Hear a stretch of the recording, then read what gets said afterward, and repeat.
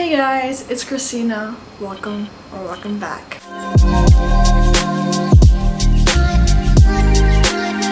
So as you saw by the title of today's video, I'm going to be reading 1-star reviews of my 5-star books. And some of these books you've heard me talk about probably 10,000 a million times. So I'm going to show you the books and then we're going to start with the order of the books. And this time I have a physical copy of all of them, which is rare. Because it's been a long time since I've went book shopping, especially for 5-star reads. They're mostly ebooks. The first book we're going to be reading reviews on is Normal People by Sally Rooney. I'm actually doing my third or second reread of this book right now, and it's so good.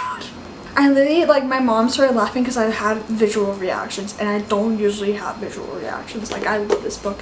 Even the edges are starting to, become orange or yellow, I guess. I love this baby. I wish I could have 10,000 copies of this book. Then we're gonna go into another one of my classics for me is Daisy Jones and the Sticks by Taylor Jenkins Reid. If I could, I would put all of Taylor Jenkins Reid's books here, except Curious is back because that's the only one I haven't read yet. I almost actually got a copy of it today, but I love this book. I'm not even gonna say that because I would be repeating myself for every single one of these books. Also, I'm due for a reread of this book, but I want to watch the show again as well. I don't know which order to do it in, so we'll see. Then after that, we're going into a classic. Also, I'm doing this one because the second book is about to come out. I don't know if it's this month or in October, and that is Better Than Movies by Lynn Painter. Everybody knows how I love Lynn Painter. I have more favorites in this one, but this is still 5 stars, and this is the one that had the most reviews just out of all of them, so I thought this one would have funny reviews, and in fact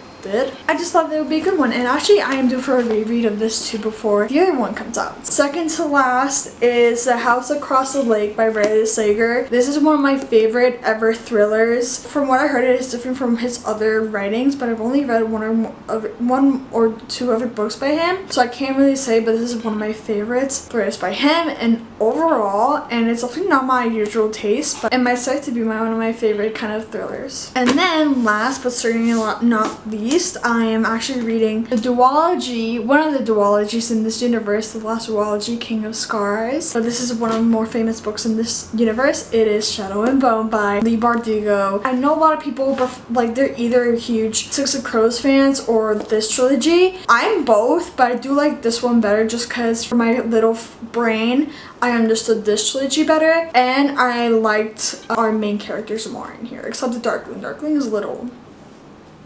First of all, warning, I'm doing this for fun. Reading is subjective. If you love a book that I don't like, that's okay. What's not okay is literally attacking an author and a book very violently. Just express that you don't like it. I'm just saying, if you don't like a book, that's okay. That's not your book. I'm doing this for fun. I'm not gonna actually get offended. Some of the reviews, I understand, but that didn't bother me and it bothered other people, so that's okay. I'm just saying, this is for fun. Do not attack anybody that does not agree with your opinion on a book, and the world is gonna be okay, okay? So first, we're gonna go with Normal People. I'm gonna go in the order I showed you the books. So first we have this one that goes, I'm so stressed. Oh my god. Girl.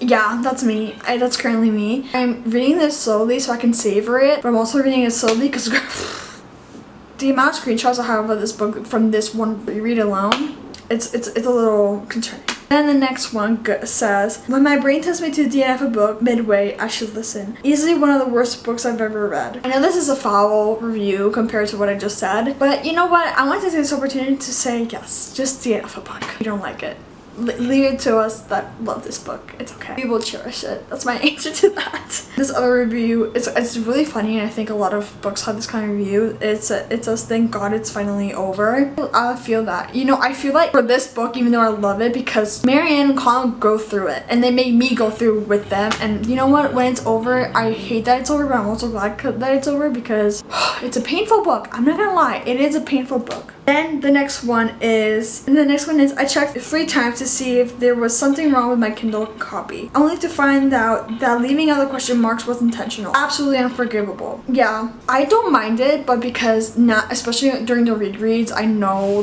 where the dialogue is, and I know them as characters, so I know what's going on. But the first read was a little hard. It took me a while to adjust, but I get it. And then the last one is, whoever was responsible for the marketing of this book deserves a raise because they managed to make over 600,000 people read this incredibly boring story. It's your opinion. I don't think it's boring. I actually think it's heart-wrenching and I should go to therapy for it, but each to their own, right? I feel like I agree with most of them, but I also don't. Those reasons made me give it a 5 stars. The heart-wrenching, the boringness. It's not boring. It's just character-driven, okay? It's character-driven, and these characters are a little stupid, but you know what? Me too. So it's okay. It's okay. Now we're going with Daisy Jones and the Six. I think I always like the shorter reviews more because they're just funnier. Like this one goes just DNF. Okay? Period. Then this next one also says DNF, but the second part of it is funnier. It says, if I wanted to read an interview, I would have. I get that. I didn't honestly know what I was getting into before I read Daisy Jones and the Six, and the fact that it was an interview really threw me off the water. Threw me off the water. Is that even a saying? I don't think so. But like, I didn't know it was gonna be an interview, so I was like, okay, like this is what we're doing. I loved it because in the book, you can't tell who really is telling the truth. In this show, you can because you have the interview, but then you have what really happened. In the book, you can't really tell who's telling the truth and what really happened, and I loved that. I loved like not knowing, to be honest. Like it's a band, like Fleetwood Mac, One Direction, Queen. We've seen it with there's drama, and we really never know the truth. And I think they did such a well version of like they each tell their own version of the story, and we didn't even know if they're telling the truth. This one's the funniest out of all the reviews. This one goes, don't do drugs, kids. I agree with this one. I agree with this one. Daisy needed help, for sure. Then the next one goes, I read this so I could watch a show and see what the hype was all about. Now that I read it, I don't want to watch a show. That hurt. And then the last one for Daisy Jones is predictably boring with flat, interchangeable characters. Do yourself a favor and watch Almost Famous instead. I haven't watched Almost Famous, but there's nothing that can be better than Daisy Jones and the Six when it comes to bands and that kind of show. Now we're gonna go to the next book, which is better than the movies. This one's gonna hurt because this is one of the first YA books that I loved so much. But we're just gonna go with it. So the first one is trash. No. That's all I have to say. No, it's not. It's not. The next one is I wanted to love it. Instead, I wanted to blow my brains out. Like I said in the very beginning, we think one thing of some books, then we think another thing of other books. This person thinks she wants to blow her brains out with better than the movies, but there's probably a book she loved that I think I want to blow my brains out, and I think that's just funny. So I felt like this about like The Guest List by Lucy Foley. If you love that book, I'm sorry. I thought it was insufferable. This one was funny. This is a TikTok audio that I repeated in my head so many times. It's so bad, I want to give it a 0, but that's not possible, so I give it a 1.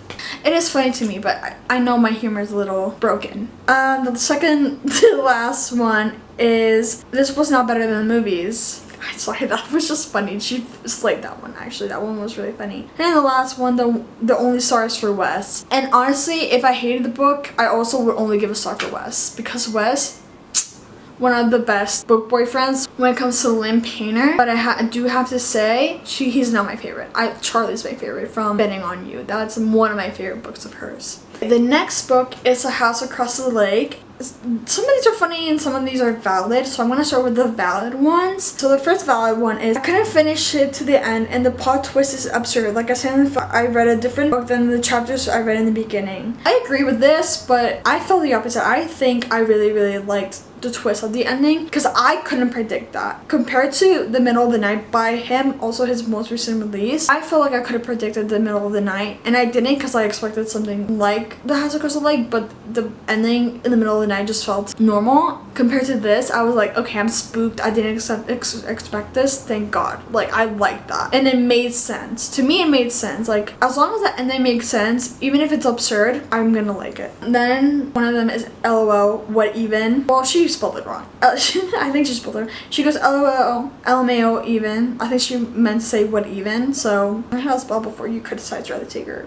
I mean, okay, I'm sorry. Then the next one is officially done with Riley Sager for real this time. Like, girl, you're probably gonna read another book. But yeah, I get it. Like, I feel like Destiny's 3 book rule when it comes to reading is good. Like, give an author 3 chances if they have 3 books. And if she's doing that, then like, good for her. Putting boundaries, because you gotta read what you like. And if that author is not for you, then it's not for you. And the next one is, I don't know why I finished this. And honestly, as someone who's still learning to DNF, I get that. I'm glad you finished it though. It's one of my 5-star reads, so hopefully you sort of liked it enough to finish it. And then the last one for The House of Crows, The Lake is just no. Yeah. That's all I have to say. Okay, last but not least is Shadow and Bone. This one has the funniest reviews, in my opinion. So let's just get started. The first one is terrible, horrible, no good, very bad. No, you're wrong. I just thought it was funny. I honestly react to that to a lot of books I don't like. The next one is Dear Hype, your level of bullshit has broken the bullshit meter. Again. Yeah, honestly, I have strained off book talk because I don't really get recommendations, first of all, on book talk, and then the recommendations have been repeated so much, and the recommendations that are new are just not that good.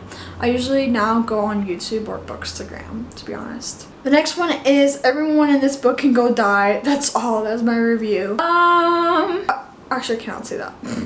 Okay, I get it, I guess. All of them have their own problems that might annoy somebody, and I can accept that if you don't like it. The next one is sad. At least I can read Six of Crows now. Like I said in the beginning, you either love Shadow and Bone or you love Six of Crows, and there's no in between. Personally, I love both, but just because I love Lee Bardugo, everybody also knows I'm loving the King of Scars duology, and I love Ninth House. I still need to read Hellbent. I love her writing, even though sometimes it's hard to understand, but I don't really understand fantasy in the first place.